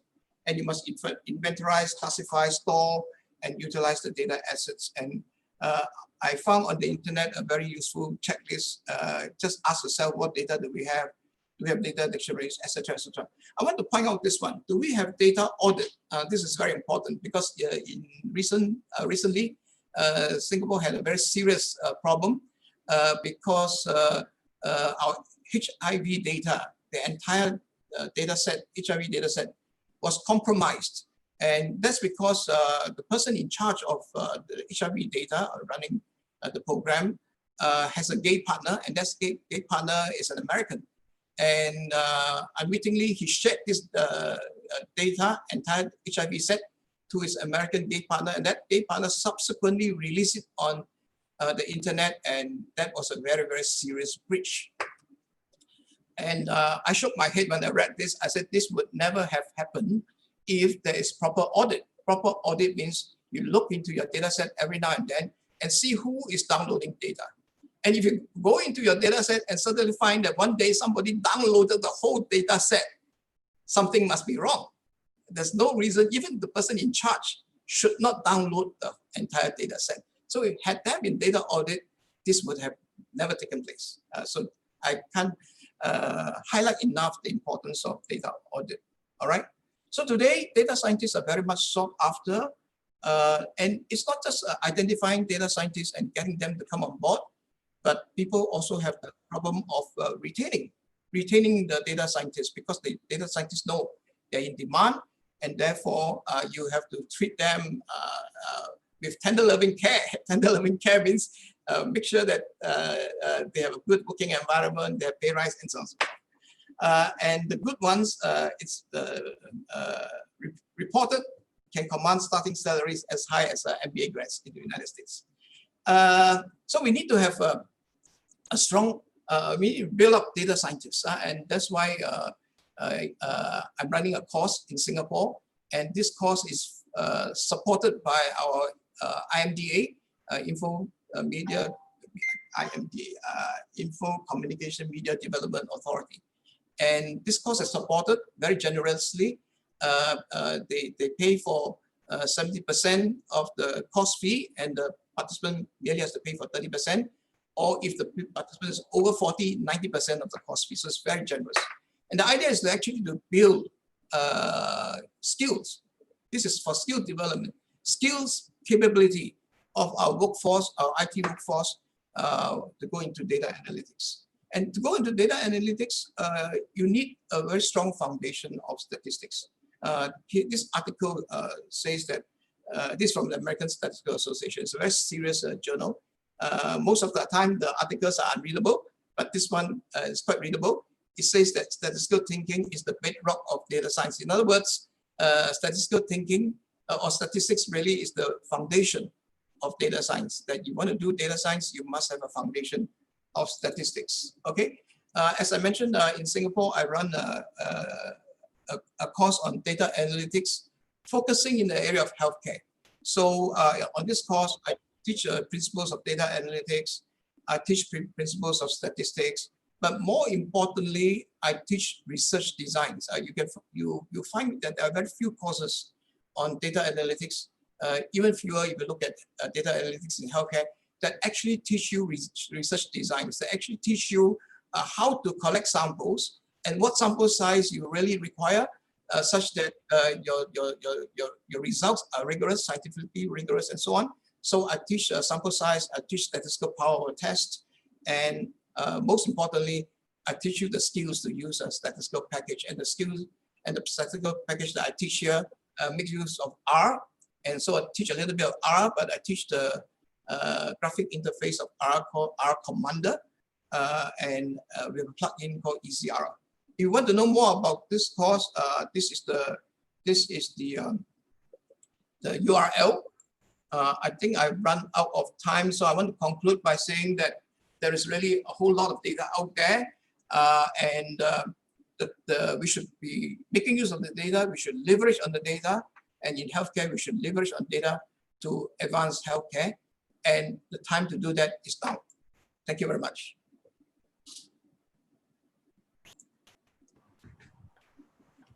All right, thank you, Prof. Lun. You rushed through. Actually, you still have some more time, so we'll Okay. finish much earlier. We'll just see if we have questions. I believe we have some questions. All right. Are there any questions on YouTube? Okay, so fantastic talk by Prof. Kesilun. Thank you. Any questions you may ask? Please post your questions on the chat. Can I just, sorry, can I just interrupt? I showed the website for my course. Currently, because of COVID-19, I'm actually running it on Zoom. And I just finished the last session today, this morning. You see if you go into my website, you see the course fee. It's very high, okay? But this applies to Singaporeans because they get this very heavy subsidy from IMDA. Because they only pay 30% or if not even 90%. Okay, but let me just again underscore that this subsidy only applies to Singapore citizens and Singapore permanent residents. Singapore citizens and permanent residents. So if you are from Malaysia or from Indonesia, we can quietly talk about it. I mean, I won't charge you the fees that we charge in Singapore, but we'll make it very reasonable for you to participate, because after all, my interest is really in sharing my skills to people. I'm an old man now, so I want to every day I still have, every day on this earth, I want to be able to share my skills. Okay, thank you. All right, thank you, Prof. Lun. There's a question on the website link. We'll just post it. I just posted it. Do let me know if that's correct. I guess you can see the chat. Okay. Yeah, that's correct. Yeah. Yes, DAHC, or simply just gatewaypl.com/DAHC. Also, this is the shortened link. We'll get you. If you have any problems, just email me. My email is very straightforward, lunkc@gatewaypl.com. Okay, lunkc@gatewaypl.com. Right, so there's a question for other citizens. I think best if you speak directly to Prof. Luke about that. If you're not a Singaporean, let's say you're a foreigner in Singapore, then I'm sorry, you cannot enjoy the concessions that's given by MDA, but I can privately make it easy for you to attend my course. Okay. Right. Thank you so much, Prof. Lun. Any questions on data science? Anybody? So if not, since we have plenty of time, maybe I'll just ask one question. Yeah, sure. So Prof. Lun, thank you for that wonderful talk, and you gave a lot of nice examples. I mean, this might be a cliche question too, and maybe over asked. We do hear a lot of buzz about data science. Sometimes it's an overkill, and then you also read articles that are negative, that data science is not what it is, and etc. So I still believe it's important, and it's something that's going to move the future. But I think a lot of the participants here are probably students, and are there certain systematic ways to prepare, based on your many years of insight, some systematic ways of preparing oneself towards that? I think they must admit there's no shortcut here. They have to go through that hard work and labor. But would there be, based on your many years of experience, some systematic framework of approaching this, and your training in statistics, I think, which is a bedrock of data science, taking that into perspective, how should one maybe approach the field? Okay, I think there's no doubt that the emerging sciences would be, in fact, it's not just emerging, it's already emerged, would be data analytics, AI, robotics, cybersecurity. I mean, these are the areas that Singapore government is now putting a lot of focus. And so I think for some time to come, it's not just data analytics. I mean, the data analytics, again, is a cliche. I mean, what you really want is to have the skills to look at data. Look at data. So you may not be doing data analytics. You can do statistics, and statistics is actually looking at data. So let me just mention the distinction between statistics and data analytics.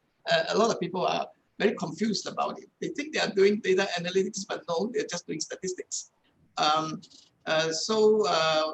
Okay, you know what statistics are. So for example, let me think of an example. Suppose you have a problem like occasionally we come across, not enough beds, insufficient beds in the hospital, so much so that the beds go into the corridor. And every time I read about this in the newspapers, I shake my head. I said, if you've done data analytics organization, this might not have happened, that you really shouldn't put people out into the corridor.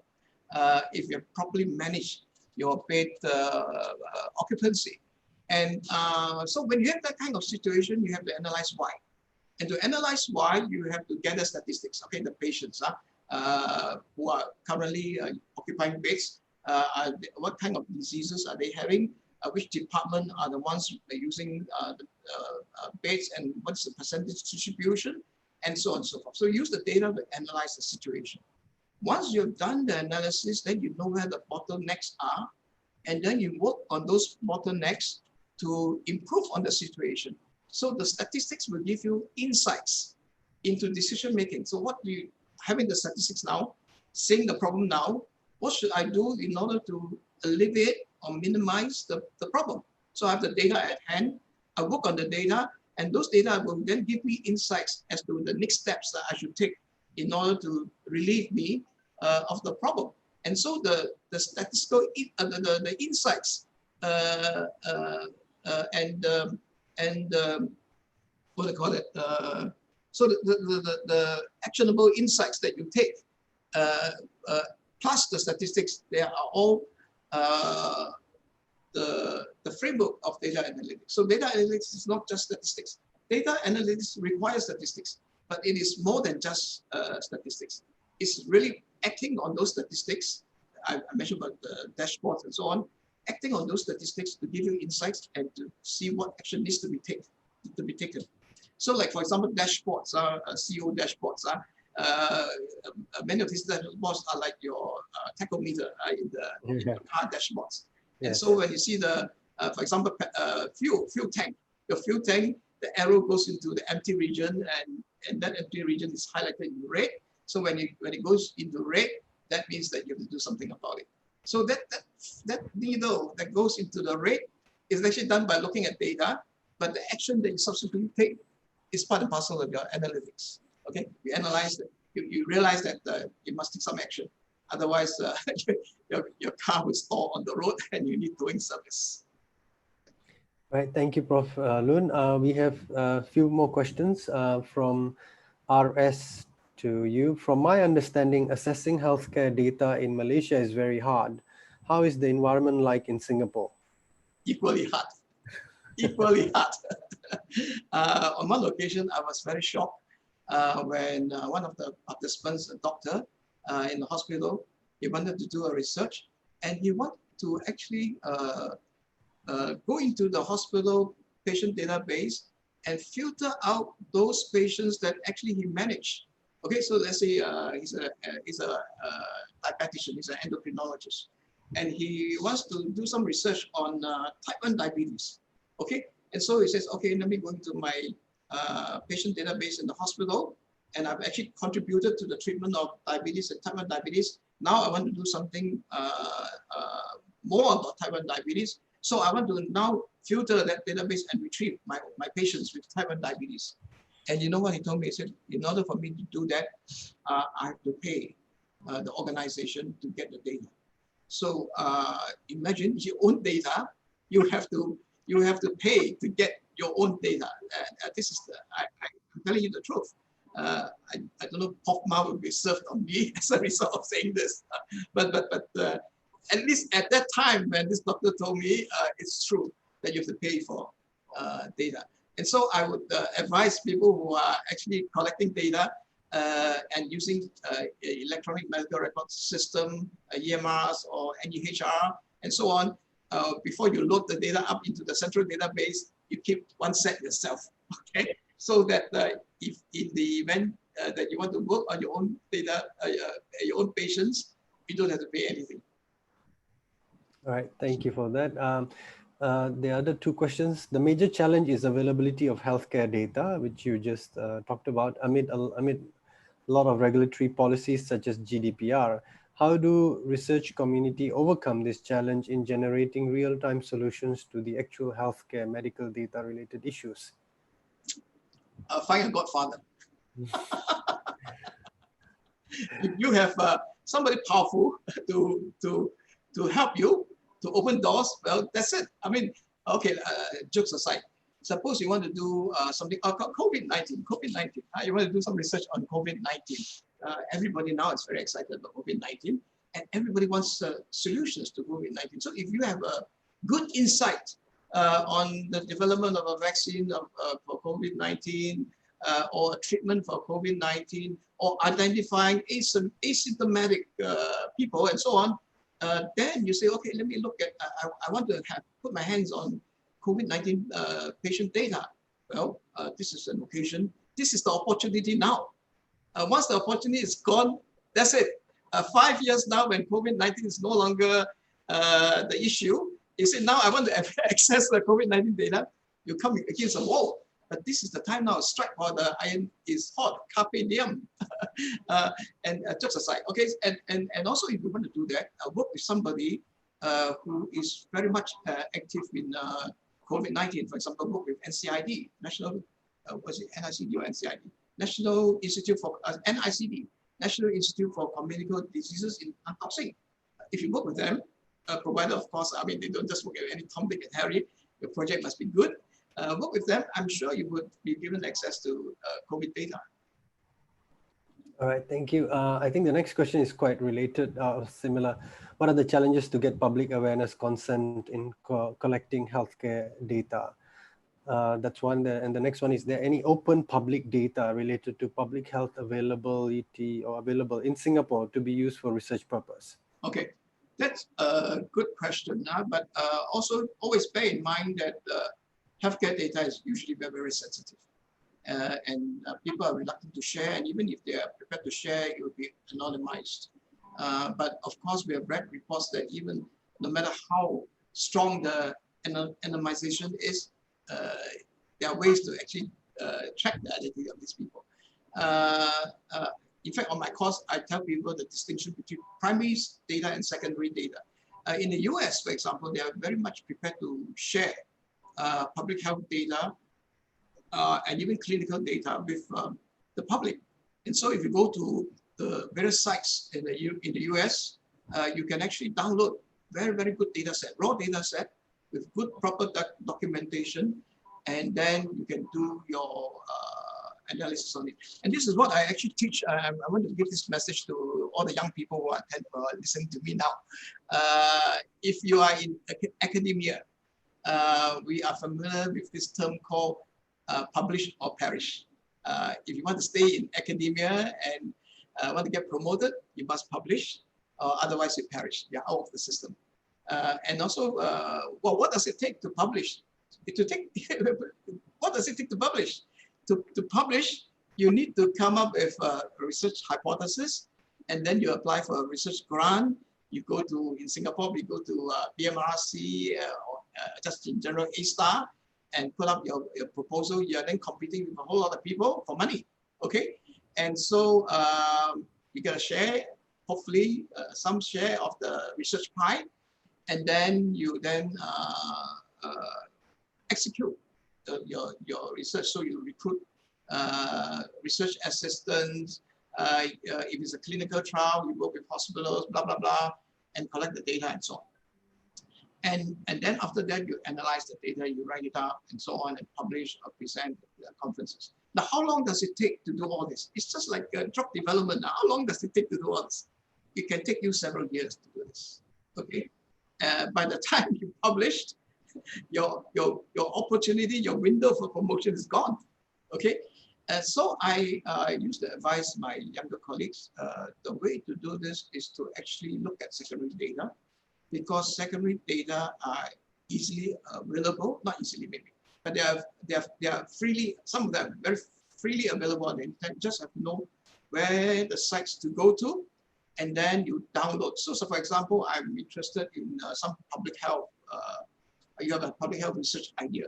For example, is overcrowding a major risk for diabetes, for example? Overcrowding a major risk for diabetes. So overcrowding means you have a lot of people sharing your apartment and so on.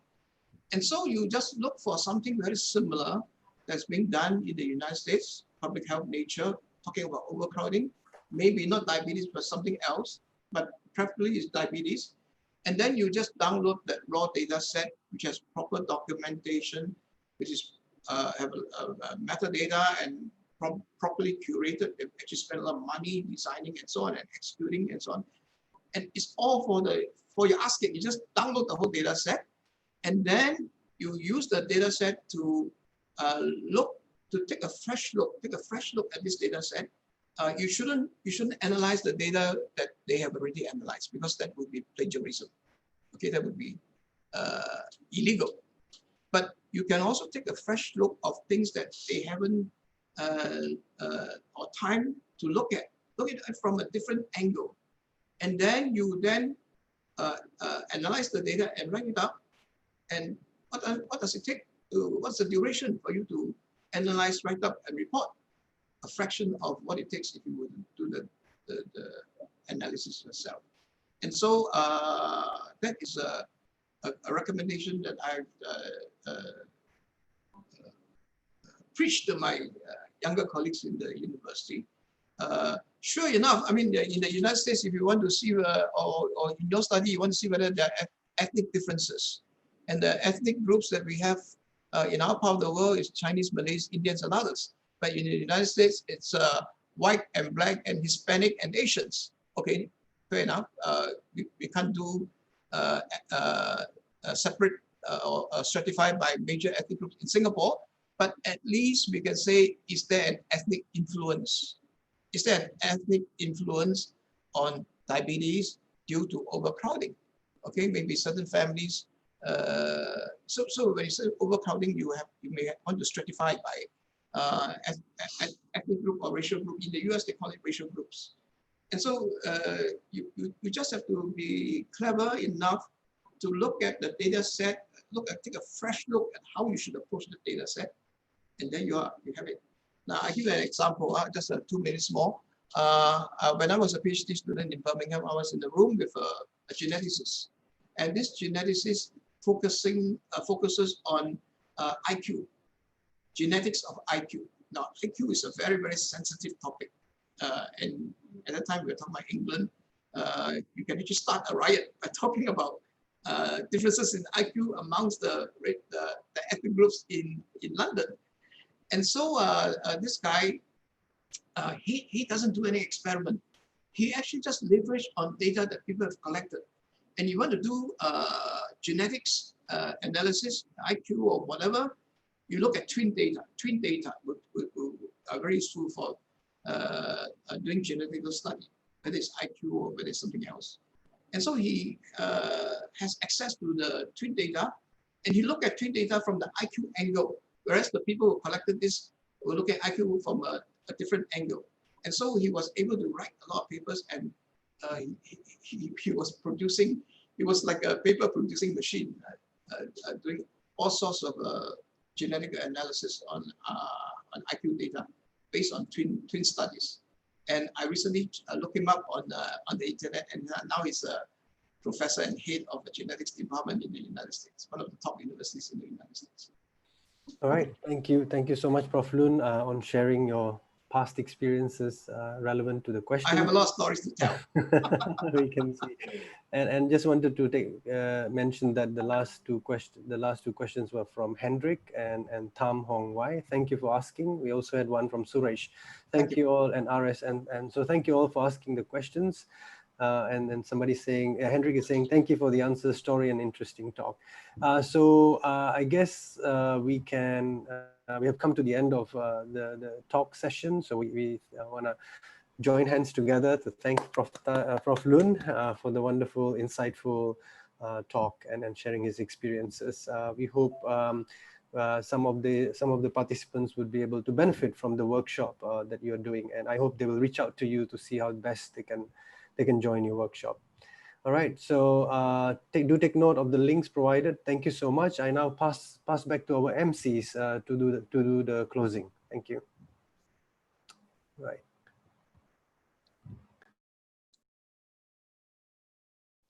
Thank you, Dr. K.C. Loon, for the informative and interesting talk.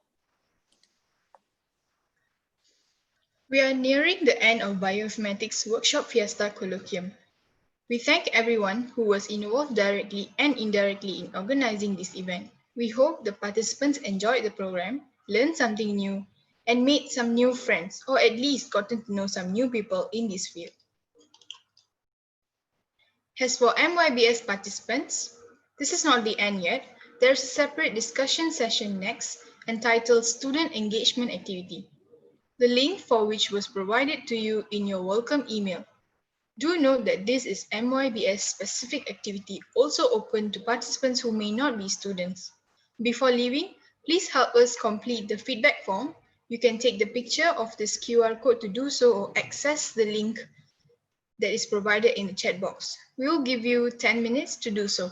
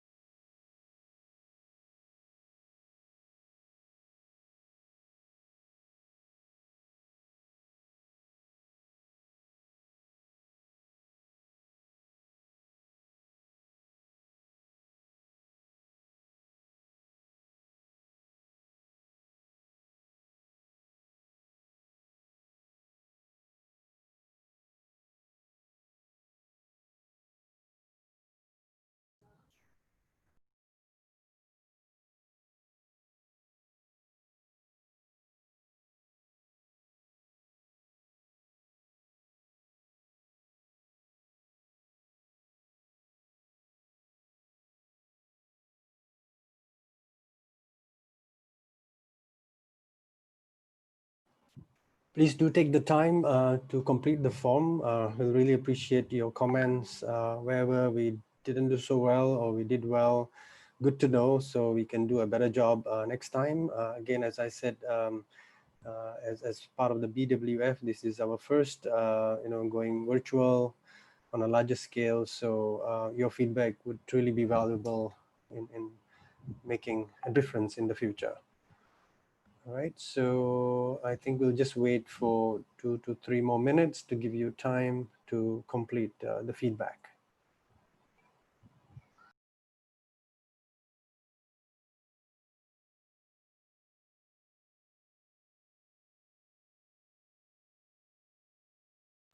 Those from MYBS, do note that there's a student engagement activity. The link has been provided to you. So if you have completed the form, the feedback form, you could join to that page right away.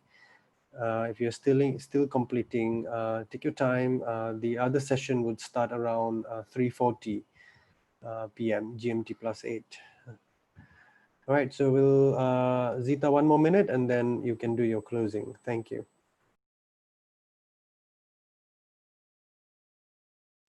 Thank you, Dr. Asif.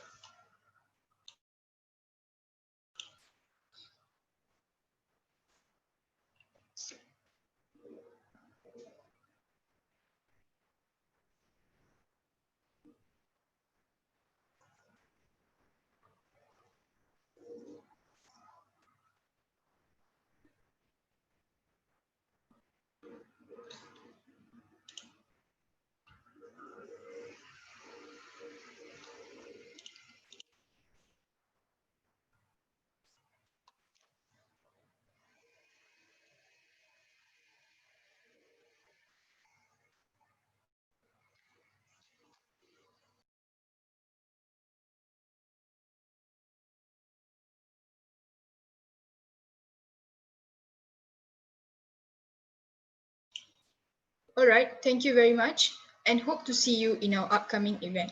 Do note that today's program was streamed to our YouTube channels and you can revisit the content there. The link was also provided in the welcome letter. Do consider registering for exciting BWF workshops planned for the whole 1 year. You can get more information from the BWF website. The links are also provided in the Zoom chat box right at the top. Goodbye to all, and MYBS participants to proceed to the student engagement activity.